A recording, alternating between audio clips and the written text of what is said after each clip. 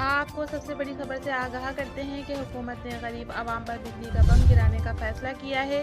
بجلی کی قیمتوں میں 30 روپے تک کا اضافی کرنے کا فیصلہ کیا گیا ہے۔ عالمی منڈی میں تیل کی قیمتوں میں کمی کے باوجود حکومت بجلی کے بل غیر ضروری طور پر بڑھا رہی ہے۔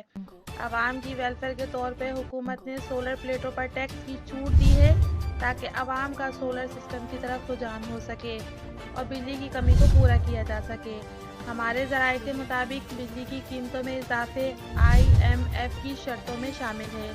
1 جنوری سے یہ نئی قیمتیں لاگو ہوں گی، جس کی وجہ سے بجلی کے بلوں میں 20% تک اضافہ ہو جائے گا۔ جہاں عوام پہلے ہی بے روزگاری کی چکی میں پس رہی ہے، وہاں حکومت کا یہ فیصلہ سمجھ سے باہر ہے۔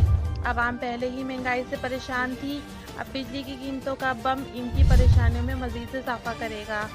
قومی اسمبلی میں اپوزیشن نے حکومت کے اس فیصلے کی سختی سے مذمت کی ہے اور عوام کو ریلیف دینے کی بات کی ہے۔